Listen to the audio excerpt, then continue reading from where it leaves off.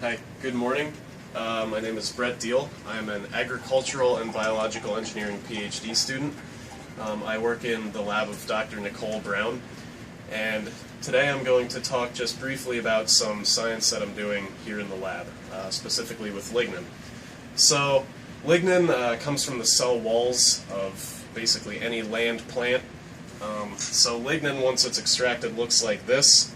Lignin is important to the pulp and paper industry, the agricultural industries. It could potentially have use in the biofuels industry. So we need to be able to understand lignin chemistry and biochemistry in order to extract it from wood effectively, though, and potentially use it for higher value applications.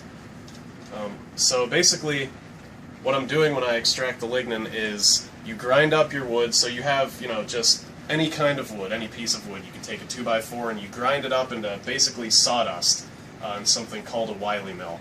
And it really does just look like sawdust. But then you want to remove, before you pull out the lignin, you want to remove other things, small molecules called extractives. So the extractives kind of look like this. There's fatty acids in there, terpenes, water extractable chemicals. So you want to get rid of that stuff before you actually pull out the lignin so that it doesn't interfere with the lignin extraction. So what I have over here in the fume hood right now is I am extracting the extractives, if you will, from the wood. So if we move over to this apparatus, this is called a soxhlet extractor, and there you can see it just drained right now. So I have the fume hood sash up just so I can get a good video of this, but normally obviously I have the sash down.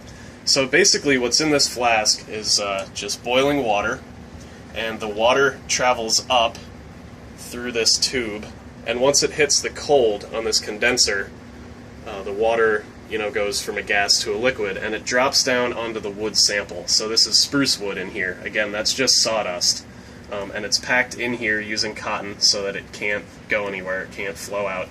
And as the water drips down, this water is obviously very warm, and it pulls out the extractives from the wood that you don't want to interfere with the lignin extraction. So this is spruce, over here is oak.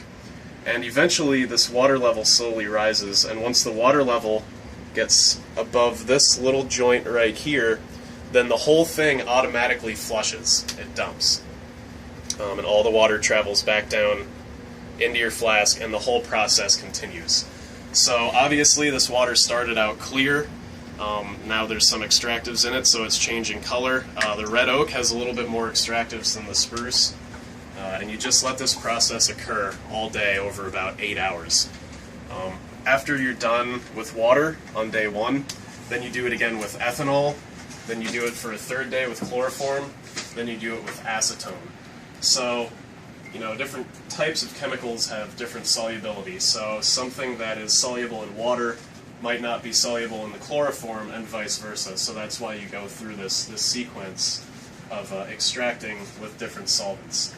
So then, after all the extractives are pulled out, we take this wood, we grind it up even finer than it is now, and then we're finally ready to pull out the lignin, separate the lignin from the cellulose and the hemicellulose so that we can study the lignin specifically. So, yeah, that's all for today. Extracting the extractives.